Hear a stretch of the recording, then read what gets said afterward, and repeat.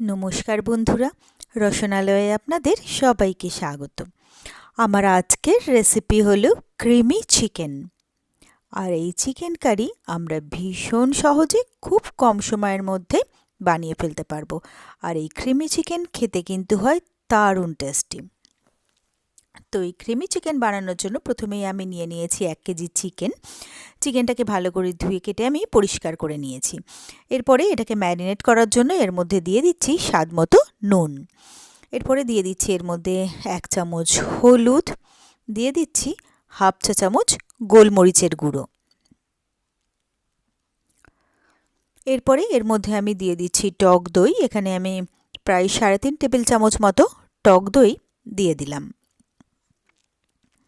এরপরে এই সব কিছু দিয়ে আমি চিকেনটাকে ভালো করে ম্যারিনেট করে রাখবো প্রায় আধ ঘন্টা থেকে 45 মিনিট।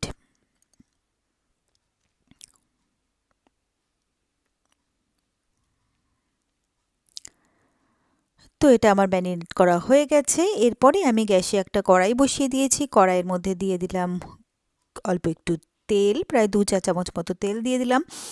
তেলটা গরম হয়ে গেলে এখানে আমি একটা বড় সাইজের পেঁয়াজ আর একটা টমেটো কেটে দিয়ে দিলাম। 3টে কাঁচা লঙ্কা আর 3টে শুকনো লঙ্কা।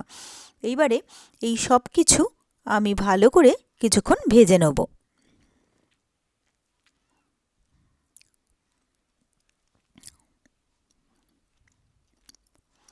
তো এগুলো আমার বেশ ভাজা ভাজা হয়ে গেছে। এরপরে আমি এর মধ্যে দিয়ে দিচ্ছি 2 চা চামচ আদা আর রসুন বাটা। যদি আদা রসুন বাটা না থাকে সেক্ষেত্রে কিন্তু আদা আর রসুন কুচি দিলেও চলবে। এরপরে আমি দিয়ে দিচ্ছি 2 চা চামচ জিরের গুঁড়ো আর দিয়ে দিচ্ছি 1 চা চামচ কাশ্মীরি লাল লঙ্কার গুঁড়ো। এরপরে দিয়ে দিচ্ছি আমি এখানে 3টে এলাচ, 4টে লবঙ্গ আর দিয়ে দেবো 1 টুকরো দারচিনি। এরপরে এই সব কিছুকে ভালো করে মিশিয়ে আরও একবার আমি এটাকে ভেজে নেব।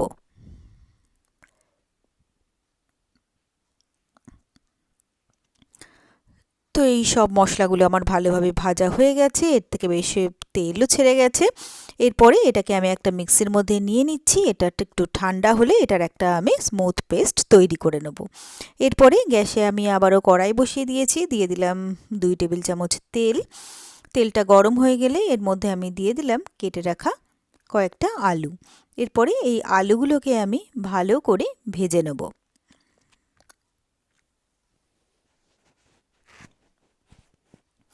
তো আলুগুলো আমার ভাজা হয়ে গেছে। এরপরে আলুগুলোকে আমি তুলে আলাদা একটা প্লেটে রেখে দেবো। এরপরে যা তেল রইল তার মধ্যেই আমি দিয়ে দিলাম একটা তেজপাতা। তেজপাতাটাকে একটুক্ষণ আমি ভেজে নিচ্ছি। এরপরে যে চিকেনটা আমি ম্যারিনেট করে রেখেছিলাম সেই ম্যারিনেটেড চিকেনটা আমি এই তেলের মধ্যে দিয়ে দিলাম। এরপরে ভালো করে চিকেনটাকে তেলের সাথে মিশিয়ে নিয়ে এটাকে আমি 1.5 থেকে 2 মিনিটের জন্য ভেজে নিচ্ছি।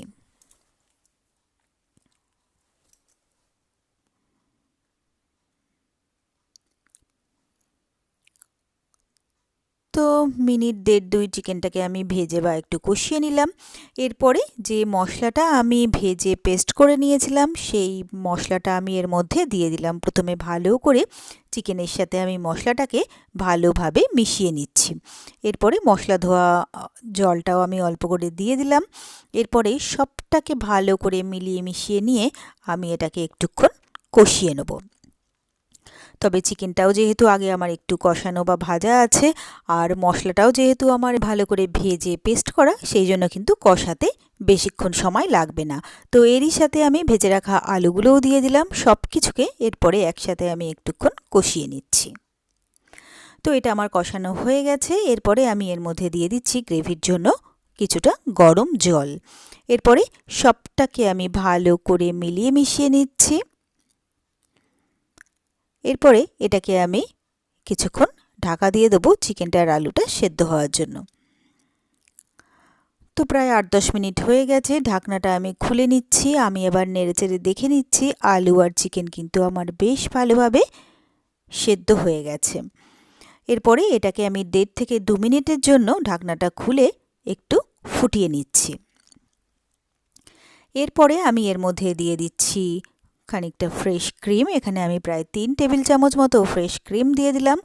আর আমি 1 টেবিল চামচ কাসৌরি মেথি, যেটা আমি প্রথমে ড্রাই রোস্ট করে নিয়েছিলাম, তারপরে একটু গুঁড়িয়ে নিয়েছি, তো সেই কাসৌরি মেথিটাই আমি এখানে দিয়ে দিলাম। এরপরে সবটাকে আমি ভালো করে একবার মিলিয়ে মিশিয়ে নিচ্ছি। তো এর থেকে কিন্তু বেশ একটা সুন্দর অ্যারোমাও আসছে, আর গ্রেভির টেক্সচারটাও কিন্তু ভীষণ একটা ক্রিমি টেক্সচার এসছে। তো এরপরে এটাকে আমি আরও 30 সেকেন্ড মতো ফুটিয়ে নিচ্ছি। তো আমার ক্রিমি চিকেন কিন্তু একদম রেডি হয়ে গেল। 30 সেকেন্ড পরে আমি গ্যাসটাকে অফ করে দিলাম।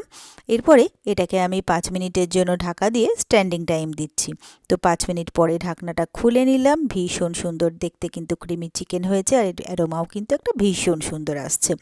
এরপরে আমি সার্ভ করার জন্য নিয়ে নিয়েছি একটা সার্ভিং বোল। তো গরম গরম ক্রিমি চিকেন আমি সার্ভিং বোলে তুলে নিচ্ছি সার্ভ করার জন্য। এরপরে এটাকে আমি সুন্দর করে সার্ভ করে দিলাম। তো ব্যাস, তৈরি হয়ে গেল আমার খুব সহজে আর খুবই চটপট দারুণ টেস্টি ক্রিমি চিকেন। আর আমার এই রেসিপিটা যদি আপনাদের ভালো লেগে থাকে, তাহলে আপনারাও বাড়িতে ঠিক এইভাবে একবার ট্রাই করে দেখবেন। আশা করি আপনাদেরও ভীষণ ভীষণ ভালো লাগবে। আর আমার রেসিপিগুলো যদি আপনাদের ভালো লেগে থাকে, তাহলে প্লিজ আমার ভিডিওগুলোতে লাইক ও কমেন্টস করবেন। আর আমার চ্যানেলটা যদি নতুন চেক করতে থাকেন, তাহলে প্লিজ আমার চ্যানেলটাকে সাবস্ক্রাইব করবেন, আর পাশে থাকা বেল আইকনটা প্রেস করে দেবেন।